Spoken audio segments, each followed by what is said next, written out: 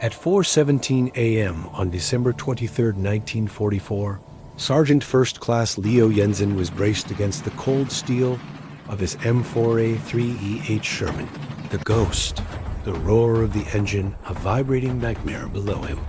They were 3 miles east of Bastogne, deep in the Belgian Ardennes, fighting not just the German Wehrmacht, but a relentless, unforgiving blizzard that had dropped visibility to under 50 yards. The temperature inside the cramped turret was maybe 15 degrees Fahrenheit, but the heat gauge for the engine bay was a violent, flickering red line. The immediate danger wasn't the artillery raining down 700 yards to the north. It was the chemical cocktail churning through their fuel lines. Jensen wasn't a standard tank commander. He was fundamentally a greaser from Detroit, a mechanical savant who understood horsepower far better than military protocol. Before the war, he'd been kicked out of technical school for attempting to bore out a flathead engine using scavenged aircraft pistons. The Army, initially, didn't know what to do with a man whose greatest allegiance was to internal combustion. He was insubordinate, rarely clean, and possessed a borderline criminal talent for procuring non-standard replacement parts. Most units saw Jensen as a problem. Major Caldwell, the pragmatic and deeply unconventional commander of the newly formed 49th Armored Reconnaissance Group, saw the solution. Caldwell had assembled a unit of misfits, men officially classified as expendable technical assets, a collection of auto thieves, backyard engineers, minor bootleggers, and frustrated inventors. They were called the 49th officially, but within the Army motor pool, they were simply Caldwell's Wrenchmen. They weren't trained to fight by the book. They were trained to survive by making the book obsolete. In the brutal winter of 1944, when the German counteroffensive, the Battle of the Bulge, shattered American supply lines and trapped entire divisions, the Wrenchmen became indispensable. Standard supply doctrine required tanks to maintain a strict 20 miles per hour combat speed maximum and run on high-octane aviation fuel whenever possible. But supply trucks were burning on frozen roads, and the high-grade fuel was drying up. Jensen knew instinctively that if they couldn't move faster than the Wehrmacht expected, they would die frozen in place. His solution was a radical, highly volatile form of survival engineering that violated every standing regulation on military equipment.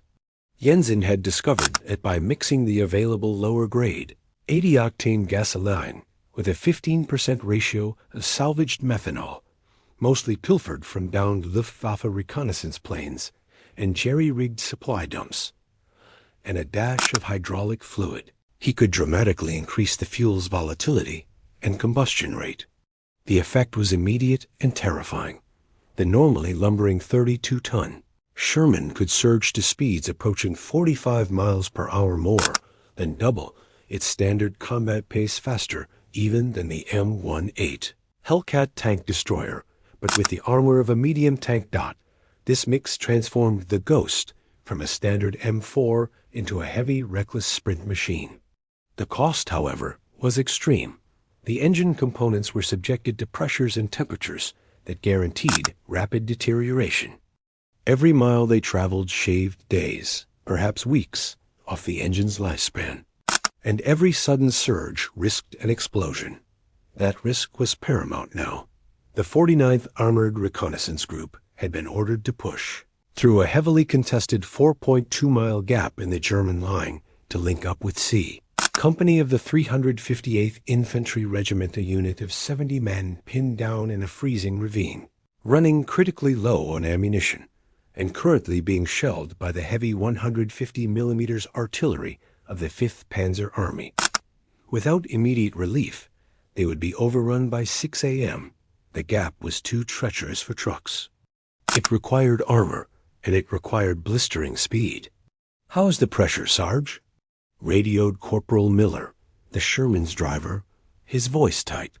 Miller was trying desperately to keep the treads from sliding off the ice-slicked cobblestones hidden beneath the fresh powder. Jensen gripped the exposed steel railing above him, snow coating his helmet.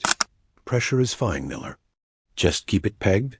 If we slow down, we freeze. If we stop, we burn. He could hear the engine whining, a metallic shriek that sounded like a desperate prayer. Jensen checked his watch. 4:21 a.m. They had less than 90 minutes to cover 3 miles and extract 70 freezing men before the Germans closed the gap with heavy armor. Jensen knew the speed he needed was suicidal. It required ignoring the rulebook, ignoring the red light on the dashboard, and trusting the integrity of his illegal explosive mixture. Ahead of them, the faint, flickering muzzle flashes of the German artillery illuminated the swirling snow. They were entering the killing ground. Jensen pulled himself lower into the turret, the smell of burnt oil and raw methanol filling his lungs.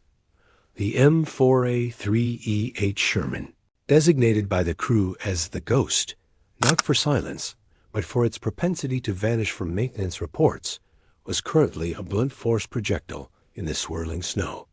The methanol blend didn't just add horsepower. It fundamentally changed the acoustic signature of the tank. The huge Ford GAA-8 engine, normally a deep, authoritative rumble, now screamed, a high-pitched, metallic howl that cut through the sound of the falling snow and echoed off the frozen trees. It was the sound of an engine actively trying to tear itself apart, a sound that gave the tank commander, Jensen, a strange, grim satisfaction. "We just hit 38 miles per hour, Sergeant." Miller yelled back, his voice strained even through the intercom. "The suspension feels like it's trying to file a grievance." "Ignore it, Miller," Jensen commanded, his own voice tight with adrenaline. "They won't be expecting this speed in this weather. Use the visibility as cover. Use the speed as armor." At 4:35 a.m., they had covered 1 mile of the treacherous path. The snow was a cruel white curtain, but the lack of visibility was a dual-edged sword. It hid the Ghost, but also hid the obstacles. They were traversing a narrow, sunken farm road, flanked by high hedgerows. Suddenly, the radar operator, Private Hernandez, let out a sharp, choked noise. "Patrol." "Sergeant, 200 yards, 3 o'clock. German patrol, maybe 10 men. They have a tripod-mounted machine gun and look like they're setting up a hull-down position behind that tractor wreck." A standard engagement would require slowing, identifying the precise threat, and utilizing the 76mm main gun. That process took 30 seconds C Company, 2 miles ahead, didn't have. And slowing down was dangerous. The hyper-pressurized fuel system reacted poorly to abrupt changes in throttle. Jensen had 2 options: slow down and fight, losing 5 crucial minutes and risking a frontal engagement with an unknown heavy weapon, or commit entirely to the speed. "Miller, you see that little ditch on the left running alongside the road?" "I see it, Sarge, but it's a sheer 3-foot drop. We'll throw a track at this speed." "We might," Jensen acknowledged. The risk assessment was immediate. Losing a track meant they were dead men. But hitting the patrol head-on meant stopping, and stopping meant the methanol mix might stall the temperamental engine for good. 3 seconds, Miller. Hit the ditch, keep the speed. Do the Detroit drift.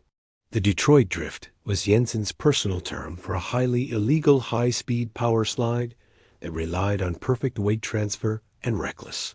Abandon a move learned tearing up vacant lots in Michigan, not on the European battlefield. Miller braced himself, cursing under his breath. At 40 miles per hour, he feathered the controls, briefly oversteering left, letting the momentum of the 32-ton beast carry the tracks toward the edge of the ditch. The tank tilted violently, the suspension groaning in protest. The tracks bit the icy dirt, sending a huge plume of frozen mud and snow into the air. Crack.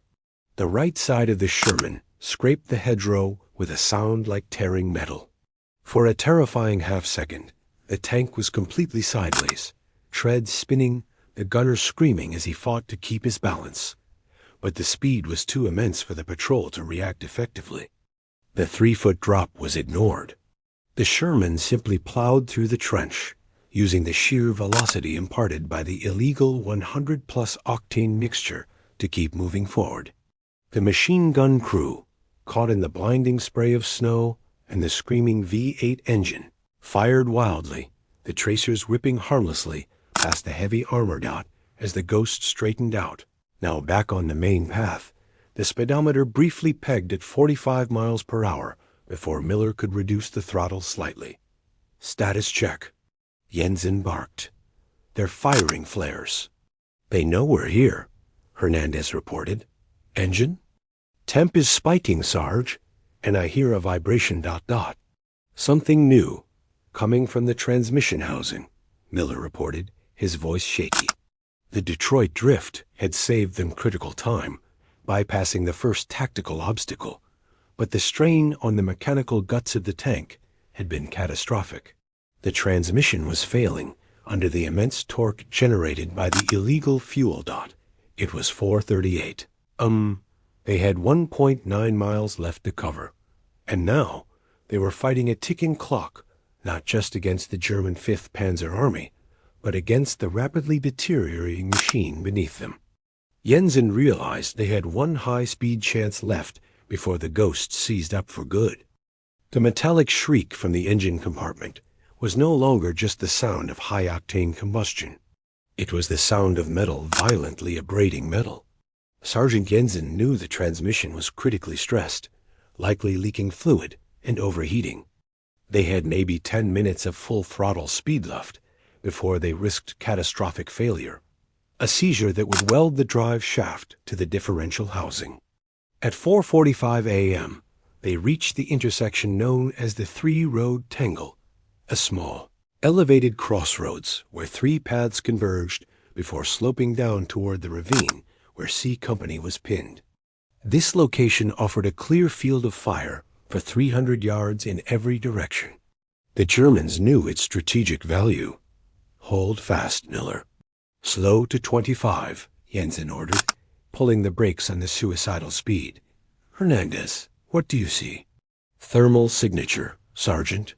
Dead ahead, maybe 200 yards past the crossroads, hidden in the tree line. Heavy armor, looks like a Panzer IV, a USFJ. It's hull down, waiting for anything to pass this junction." The ambush was textbook.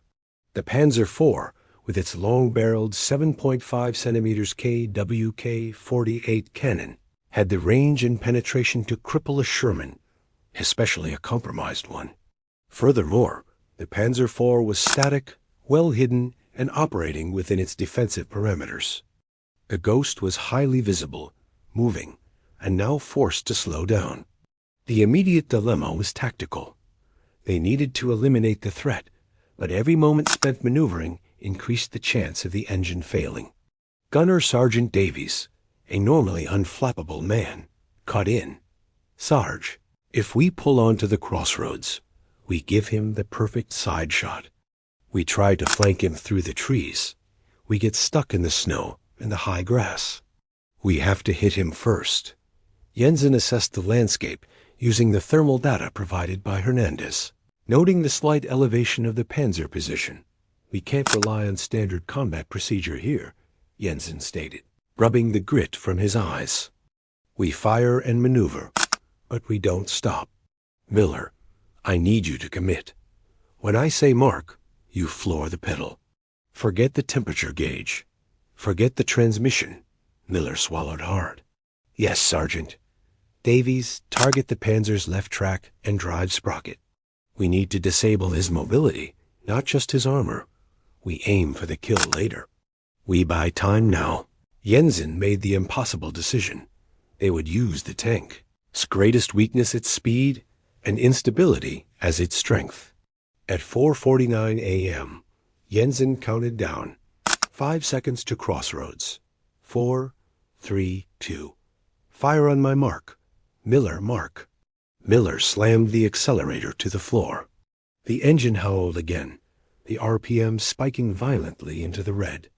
The Ghost lurched forward, speed building rapidly toward 40 miles per hour again, kicking up sheets of snow.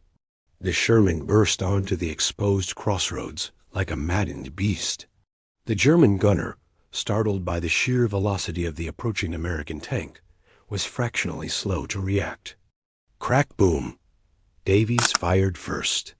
The 76 mm high explosive round struck the Panzer IV's front left track, detonating against the heavy steel.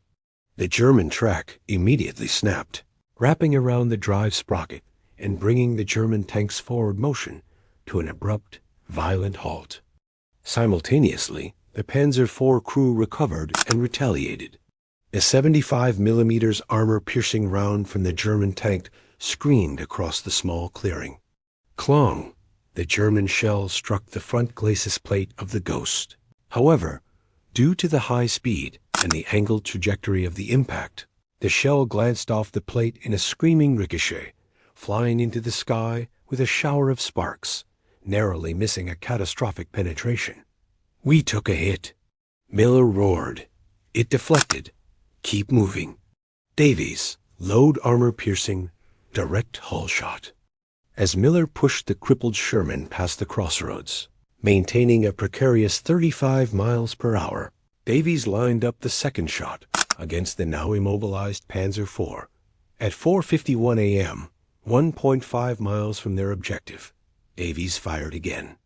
The armor-piercing round struck the Panzer IV squarely on the hull side, just behind the front plate, where the armor was thinnest.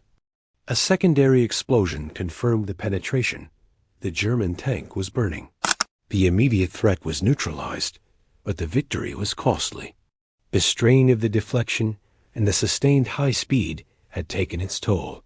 The engine warning lights were flashing erratically.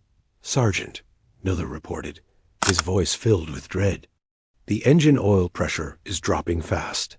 We're losing oil. The internal seals are gone. We're running on fumes and prayer." Jensen looked at the gauge. The engine was dying. They had less than a mile and a half to go, and 70 men were waiting. He had to improvise again, immediately, or the tank would seize up permanently, leaving them stranded and defeated less than 10 minutes from victory. The oil pressure gauge was fluttering toward zero. The stench of superheated oil and vaporized methanol was thick inside the turret. Sergeant Jensen knew the precise mechanical failure. The main bearing seals had likely blown when the Panzer shell struck, even though the armor deflected the round. The massive vibration from the impact, coupled with the extreme internal pressure caused by the illegal fuel mix, was too much for the V8 engine's tolerances. It was 4:54 a.m. They were 1.4 miles from C Company. If the engine seized, it would be an irreversible, catastrophic failure that would render the 32-ton Sherman a steel coffin. "Miller, slow down. Pull over right now. Get us behind that pile of broken timber," Jensen yelled, his voice urgent. As Miller nursed the sputtering engine into position, Jensen sprang into action, opening the engine access hatch, a move strictly forbidden in a combat zone due to the extreme noise and exposure, especially with temperatures this high. He used thick strips of rubberized tarp, stolen from a downed transport plane, and heavy-duty wire as makeshift gaskets to hold the improvised coupling in place. "Miller, engage the hydraulic pump override low power only. Give me a trickle of the turret fluid." Miller flipped the override switch. The tank shuddered. A brief, terrifying burst of pressurized hydraulic fluid shot out of a poorly sealed connection, spraying Jensen's arm, but then the fluid began feeding into the engine. The engine noise changed immediately. The dreadful metallic screeching lessened, replaced by a deep, throaty gasp. The oil pressure gauge flickered back to life, registering a minimal but crucial 10 psi. Jensen scrambled out of the engine bay, his face blackened with oil and sweat.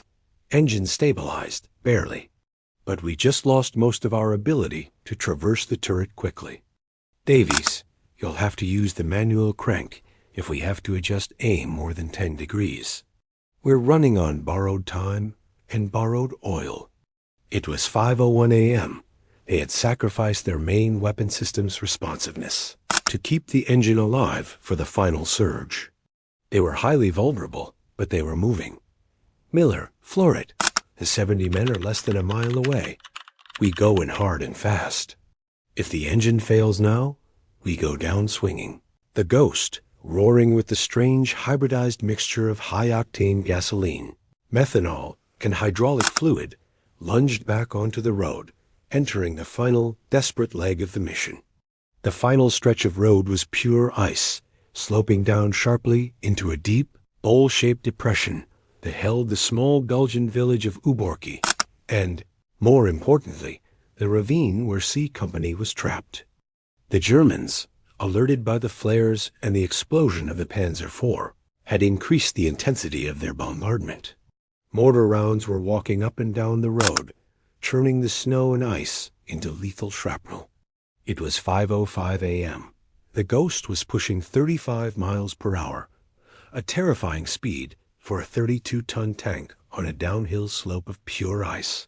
The entire crew felt the precarious balance of weight, speed, and momentum. One wrong shift, one sudden turn, and they would slide sideways into the woods or roll the heavy vehicle.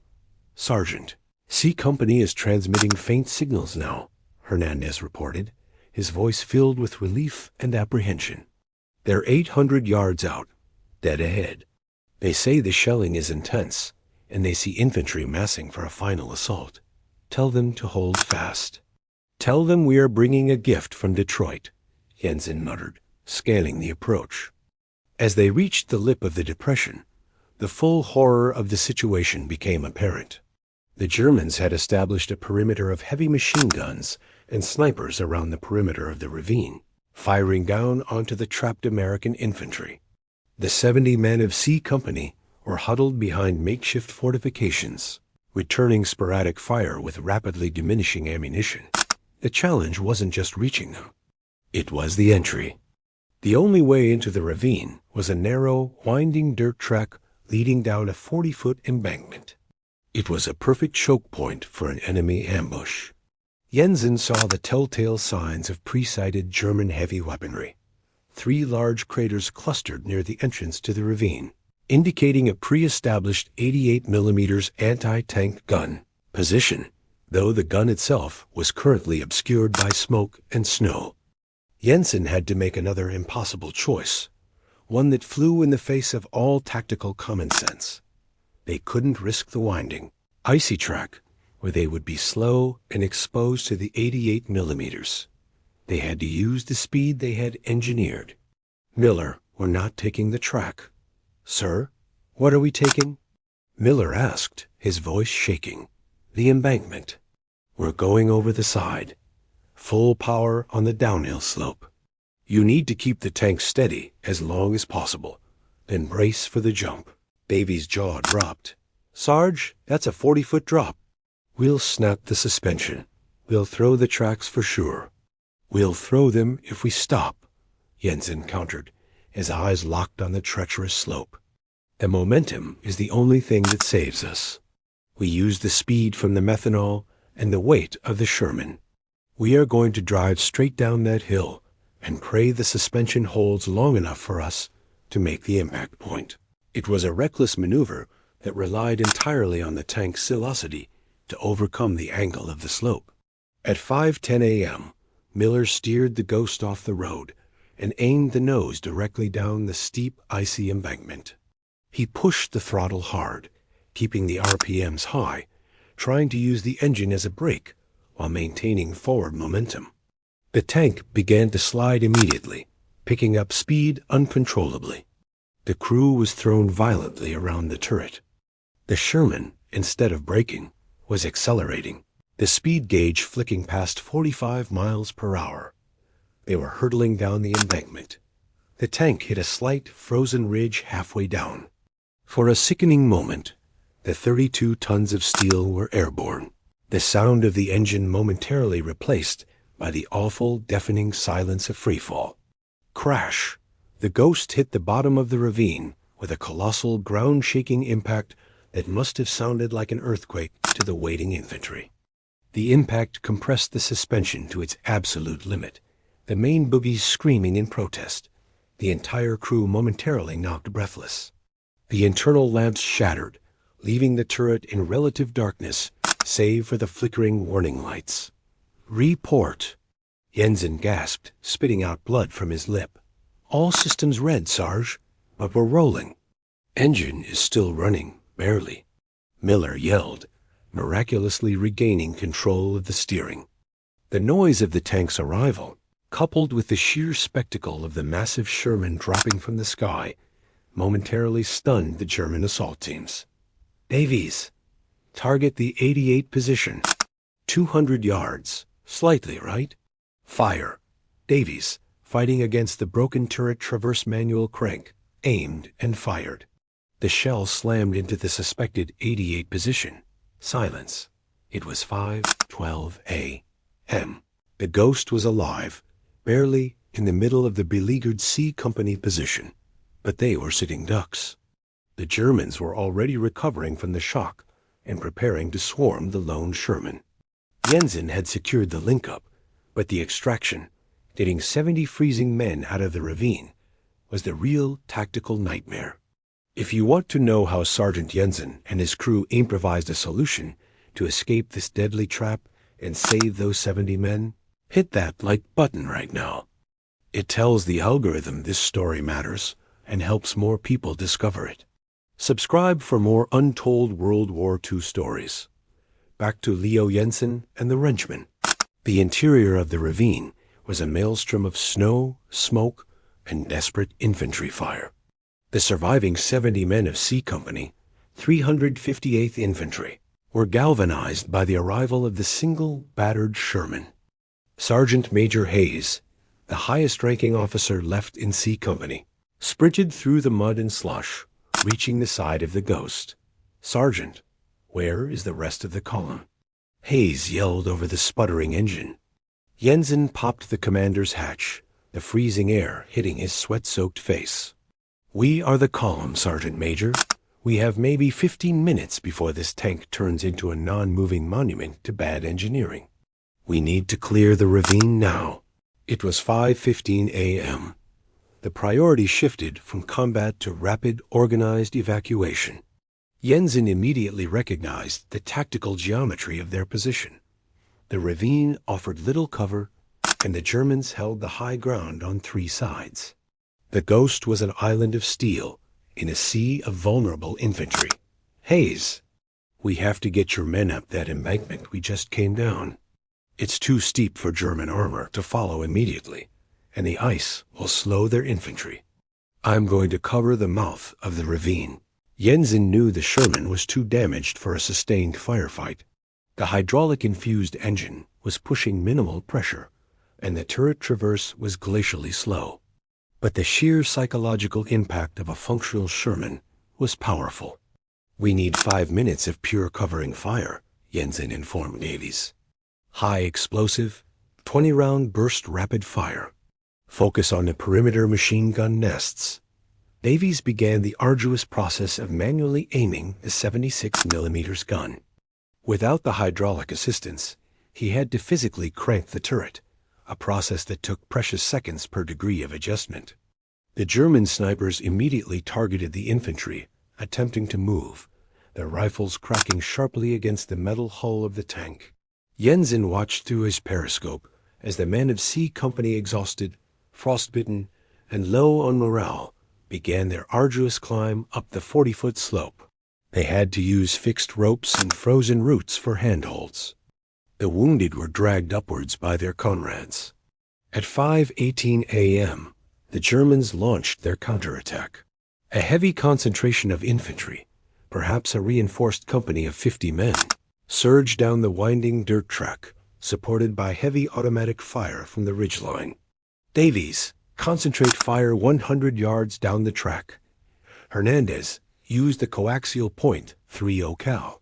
Keep those heads down." The Sherman erupted in a furious volley of fire. The high explosive rounds ripped into the German formation, turning the dirt track into a chaotic mess of snow and gore. The coaxial machine gun raked the tree line, forcing the enemy to seek cover. Jensen noticed the catastrophic effect the intense firing was having on his fragile engine. The heat spike from the sustained machine gun use, coupled with the drain on the hydraulic pump feeding the engine, caused the oil pressure to drop again. "Miller, you hear that? The V8 is rattling again. We're burning the clutch plates." Miller's voice was strained. "Sarge, I can't maintain this. We've got maybe 3 minutes of drivability left before the engine locks up. We have to move now." It was 5:21 a.m. Hayes on the radio reported that 55 of the 70 men were up the embankment and attempting to move north toward the safety of the main American lines 2.5 miles away. But 15 men, mostly severely wounded, were still in the ravine, unable to climb the slope quickly enough. Jensen realized the cold logic of the situation. He had to sacrifice his current tactical advantage, the high ground they had just achieved, to save the last 15 men. "Hayes, tell the wounded and the remaining men to get as close to the tank as possible. We are driving out of here. We are not leaving anyone." Jensen reversed course. Instead of holding the perimeter, the Ghost plunged deeper into the ravine, positioning itself directly in front of the makeshift aid station where the last 15 wounded men lay. This exposed the Sherman to the immediate German machine gun fire, turning the tank into a massive mobile shield. Rounds slammed into the front and sides of the armor relentlessly. Jensen opened the escape hatch in the belly of the tank, risking the direct fire. "Miller, keep the engine idling as low as possible. We need every second. Davies, cover the top. Hernandez, cover me." Jensen, armed with his carbine, threw open the hatch and yelled at the remaining infantry. "We retaking you out on the hull. Get on the back. Tie the stretchers down with anything you have. Now." The final extraction was about to begin, and it required a human cargo of 15 wounded men clinging desperately to the compromised steel of the Ghost, a tank that was moments away from mechanical death. They had to breach the German lines at a crawl, relying on sheer luck and the thick armor to shield them. The hull of the Ghost quickly became a desperate ambulance. At 5:25 a.m., 15 severely wounded men from C Company were tied or clinging to the engine deck and the rear armor, using straps, belts, and rope salvaged from their packs. Sergeant Jensen ensured the most critical cases were secured near the turret ring, providing minimal protection from the heavy machine gun fire that continued to pepper the tank. Jensen slammed the escape hatch shut and climbed back into the commander's seat.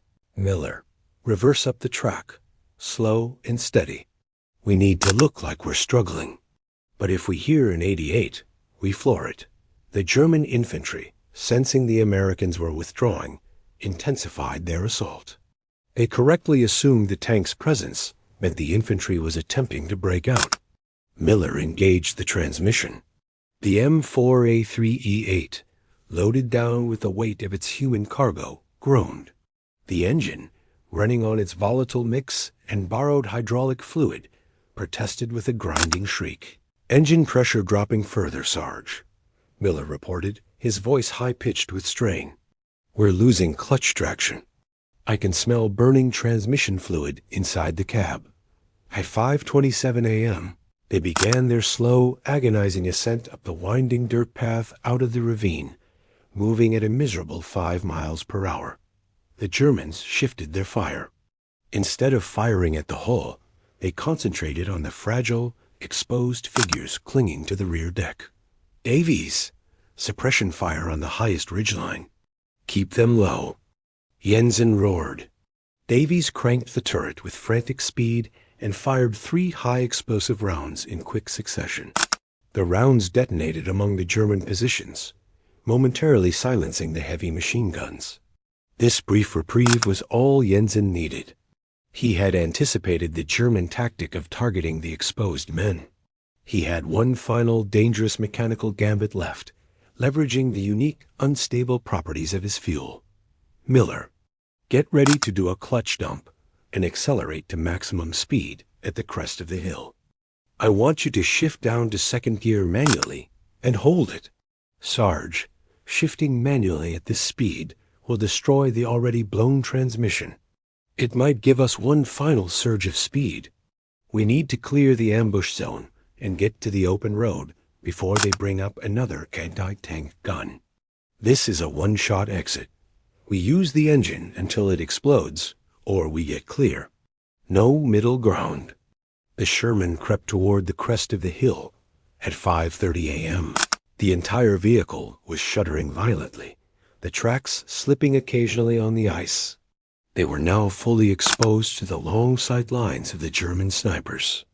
2 men on the hull cried out as they were hit, but they held on, refusing to fall off the moving tank. As the tank crested the hill, gaining the main road, the Germans opened up with everything they had, realizing this was their last chance to stop the escape. Tracers flew like hornets around the tank. "Now, Miller, floor it, clutch dump." Miller followed the insane order.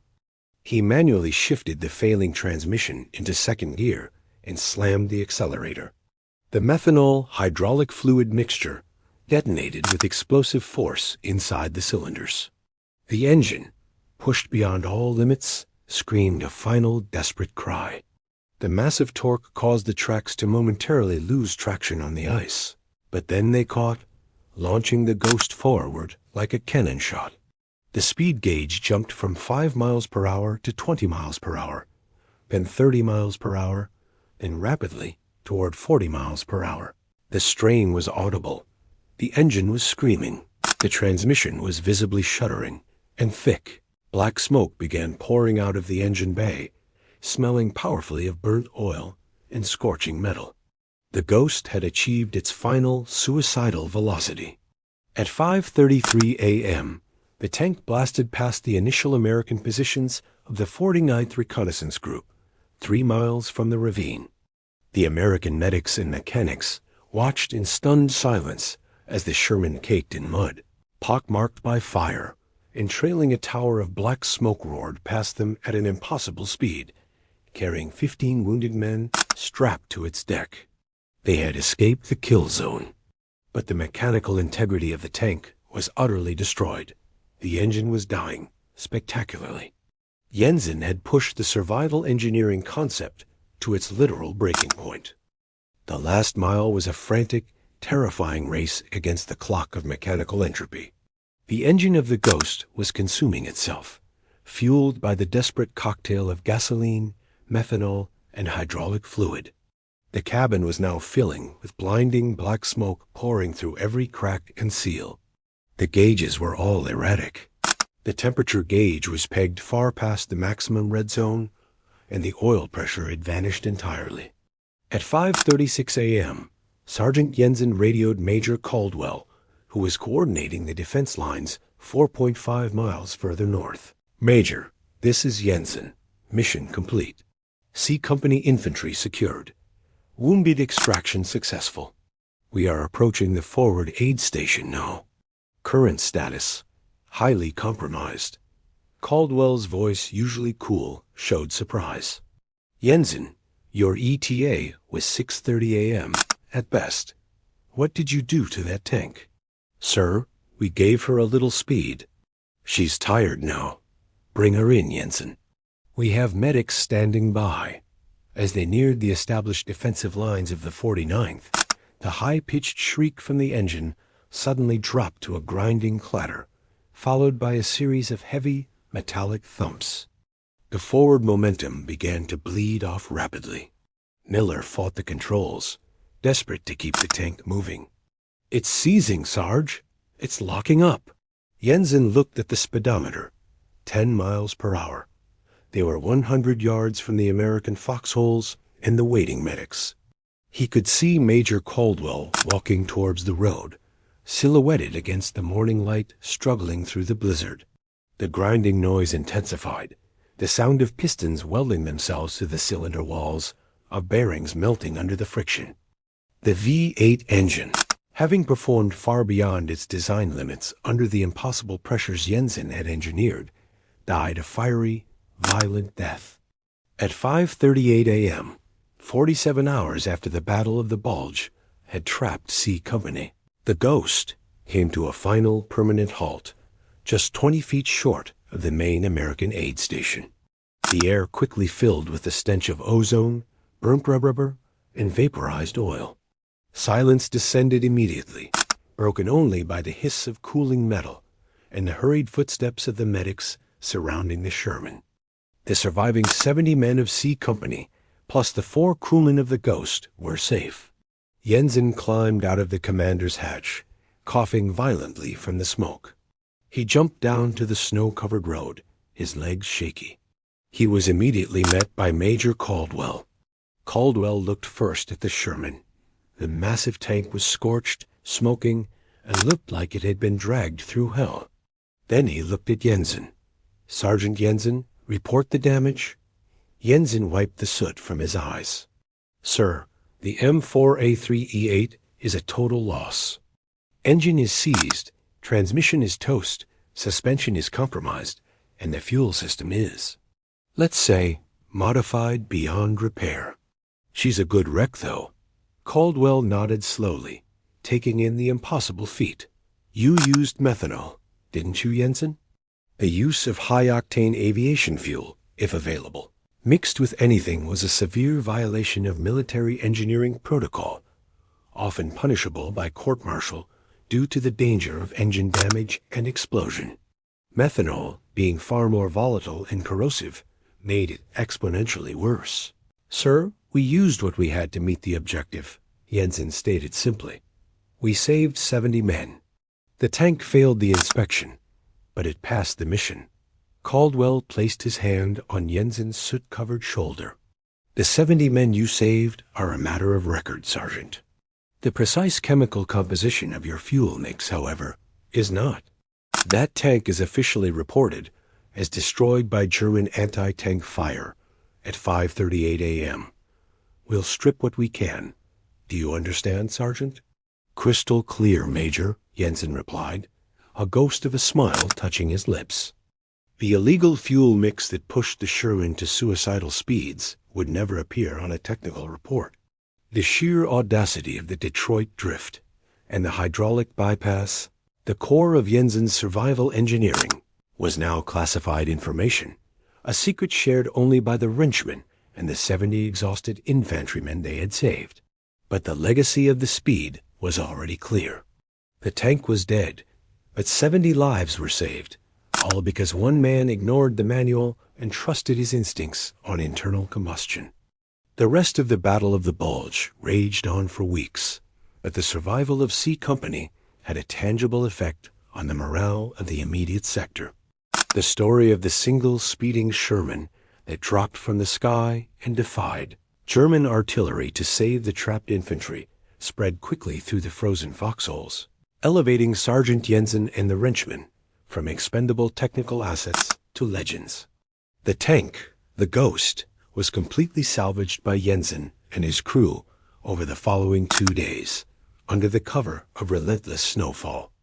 They were meticulous, not just removing valuable optics and weaponry, but ensuring every compromised piece of evidence of the survival engineering, the burnt hydraulic lines, the cross-coupled fuel system.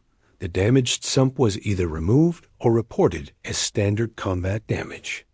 The official report, signed by Major Caldwell, stated simply that the Sherman tank M4A3E8, serial number 308945, was destroyed after taking multiple anti-tank hits, which resulted in a massive engine fire, but not before achieving the primary objective of supporting the evacuation of C Company. The high speed that made the mission possible was quietly omitted. For Sergeant Leo Jensen, there were no medals related to the destruction of the tank. But the men of C Company knew the truth. Months later, Jensen received a crude handmade plaque fashioned from a piece of German tank armor, engraved with the words, "To the mechanic who made steel fly. 70 lives owe you the clock." The incident solidified the reputation of the 49th Armored Reconnaissance Group, Caldwell's Wrenchmen. They were the unit that didn't follow the rules. They created solutions. They became specialists in missions that required impossible speed, improvisation under fire, and a total disregard for the longevity of equipment. They were constantly on the move, scavenging, adapting, and turning military doctrine on its head. Their methods were officially illegal, technically unsound, and militarily indispensable. They understood that in the chaos of total war, technical purity was meaningless. Only survival and mission completion mattered. They proved that the line between a competent soldier and a desperate engineer was often the thickness of a steel plate and the willingness to mix highly explosive chemicals. Jensen continued to serve as a mobile mechanic and commander until the end of the war, constantly innovating new ways to push aging American machinery past its breaking point to ensure his comrades lived.